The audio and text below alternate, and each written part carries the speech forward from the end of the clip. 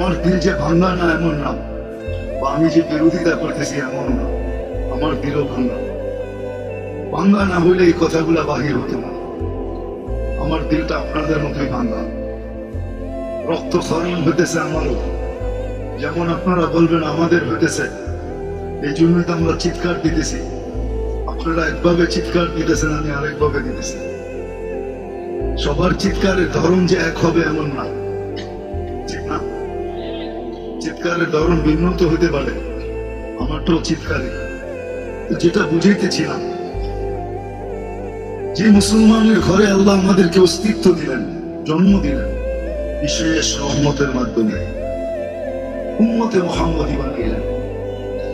কোরআন আমাদেরকে বোঝায় আনতুমুল আ'লাউনা। তারপরে কোরআন ঘোষণা দেয় আনতুমুল আ'লাউনা, তোমরা সবার উপরে থাকবে, তোমাদের উপরে আমি কাউকে উঠতে দিব না। কোরআন বলে উলাইকা লাহুমুল আমান, নিরাপত্তার চাদরে তোমাদেরকে আমি বেষ্টিত রাখবো। কোরআন বলে লাহুম রিজকুন কারীম, তোমাদেরকে আমি ক্লান্তিহীন লালিত পালিত করব। হাদিস যদি দেখি তো হাদিস আরো কিছু বলে, লারাযাকাকুম কামা ইয়ারযুকুত তাইর, পাখির মতো তোমাদেরকে পালবো। কোরআন যদি দেখি তো কোরআন বলে লাহুম হায়াতান তাইয়্যিবা, সুখ শান্তির জীবন আমি তোমাদেরকে দিব। কোরআন বলে ইন্নাল ইজ্জাতা লিল্লাহি ওয়া লিরাসূলিহি ওয়া লিল মুমিনিন,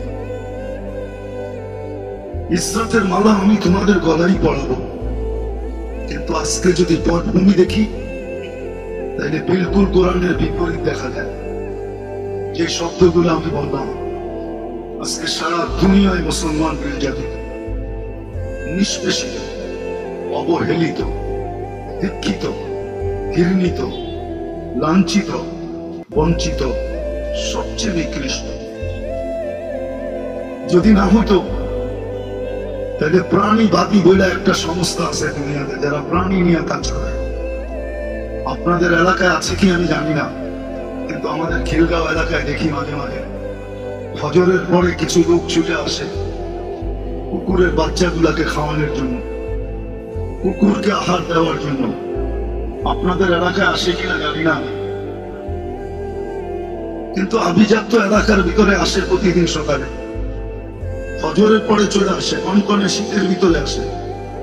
ওদেরকে যদি জিজ্ঞাসা করা হয় এই সাত সকালে আপনি কুকুরকে খাওয়াইতেছেন, তারা বলবে আমরা প্রাণীবাদী, প্রাণী নিয়ে কাজ করি। আজ পর্যন্ত পেপারের পাতায় পাবেন না 34 দিন হতে চলল কোন প্রাণীবাদী সংস্থা একটা বিবৃতি দিছে মানুষও তো একটা প্রাণী না, প্রাণী না? হ্যাঁ, প্রাণ আছে ভিতরে না নাই? মানুষও তো একটা প্রাণী।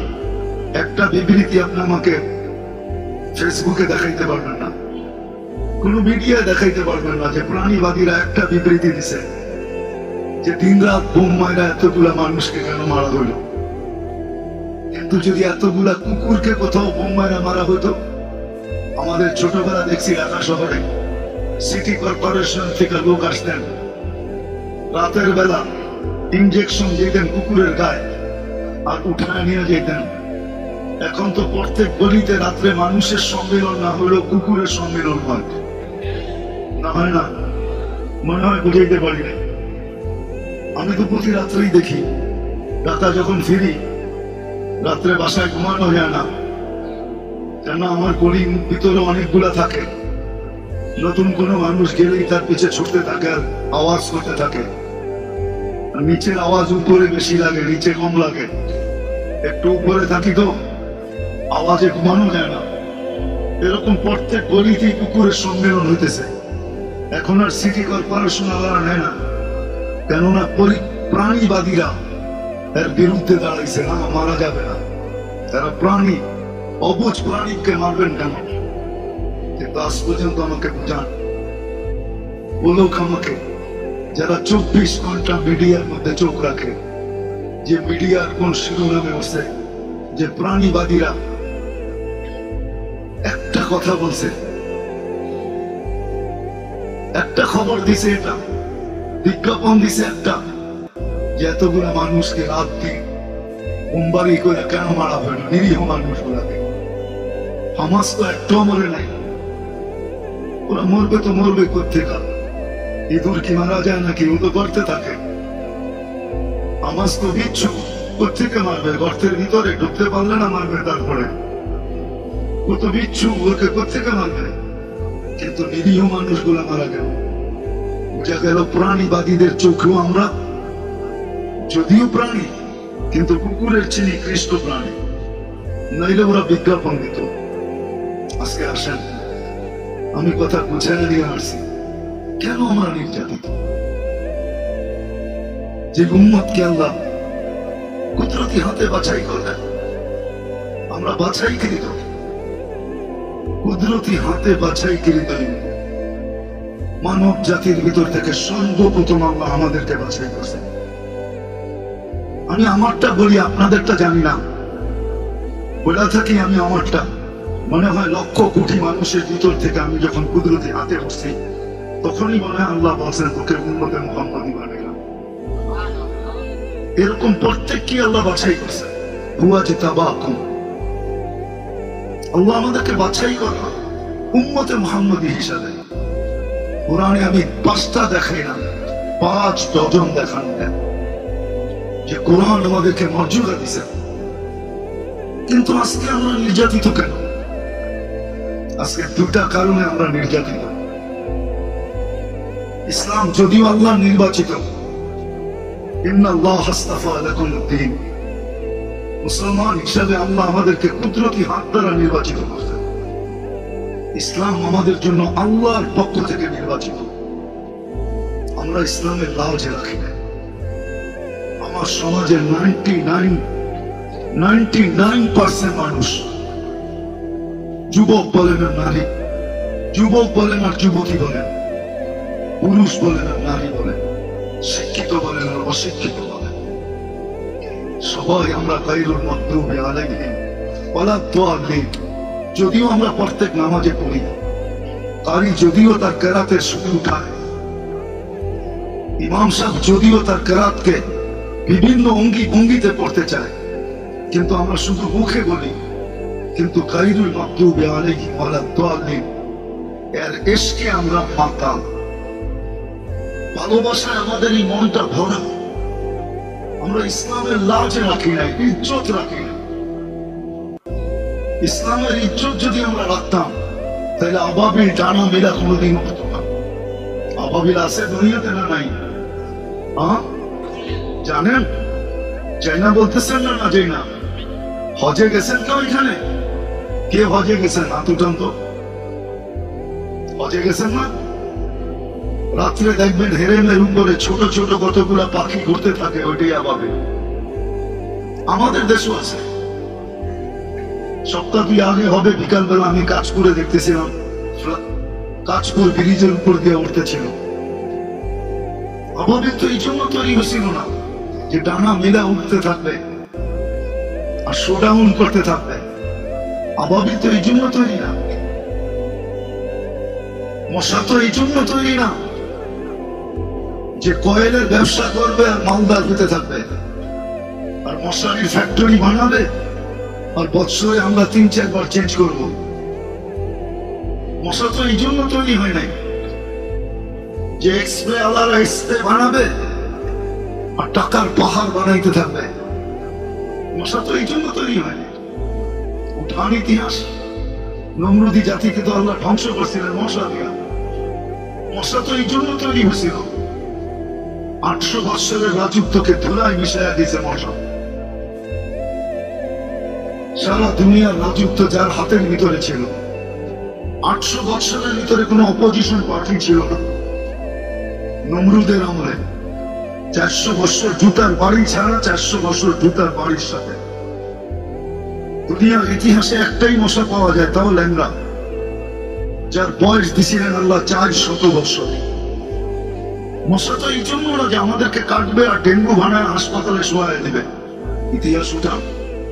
মশা তো এই জন্য তৈরি হয় না। মাথার হুকুম তো এই জন্য তৈরি হয় নাই যে আমাদের মহিলাদের মাথায় উকুন হবে আর সারাদিন মাথা চুলকাইতে থাকবে। মাসে 3 বার উকুন নিদন সাবান ব্যবহার করতে থাকবে। এই জন্য তো উকুন তৈরি হয়নি। কোরআনে কুম্মালা আছে, উকুন কুম্মালা, কোরআনে এই শব্দটা আছে। তো ফেরাউনের জাতিকে শাস্তি দেওয়ার জন্য আল্লাহ তৈরি করছিলেন। চিৎকারের ফেরেশতা তো এই জন্য তৈরি করেন নাই যে জীবনে একবার চিৎকার দিবে তারপরে নাকে তেল দিয়ে ঘুমাবে।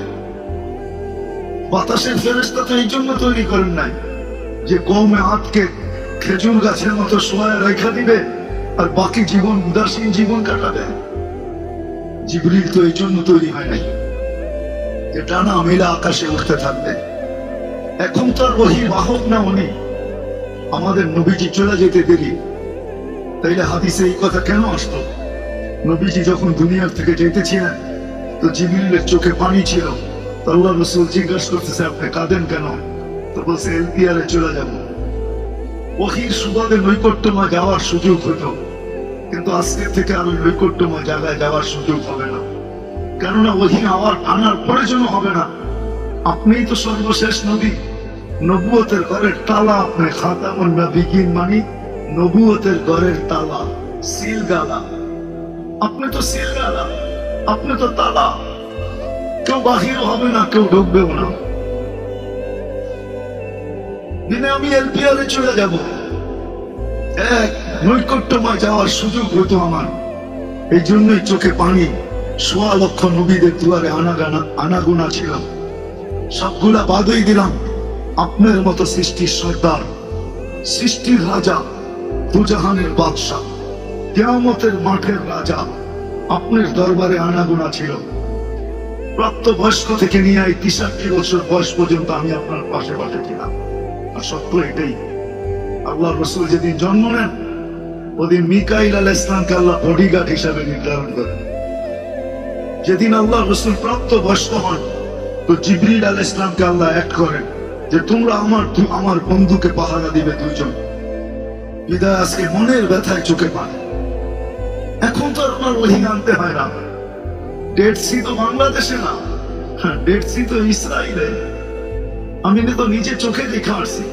5 কিলোমিটার চওড়া, 100 কিলোমিটার লম্বা, 2.5 কিলোমিটার চওড়া, 100 কিলোমিটার লম্বা ইসরায়েলের আন্ডারে, আর 2.5 কিলোমিটার চওড়া, 100 কিলোমিটার লম্বা জর্ডানের আন্ডারে। জিবরিল আলাইহিস সালাম তো পরের খোঁচা দিয়ে বানাইছেন। হাদিস তো এটাই বলে। আল্লাহ রাসূল জিজ্ঞাসা করছিলেন, আপনার শক্তি কত? তার মা জাররাত, কোনদিন পুষ্টি লইরা দেখি নাই শক্তি কত।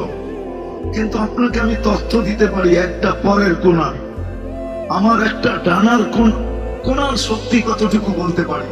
ইস্তামালতু লিকওমিন, আমি এক জাতির জন্য ব্যবহার করছি। আখাযতু মিনাল আরদ, জমিন সহ উঠায় নিছি। সুম্মা কাল্লাবতু, পরে আমি উল্টাইছি।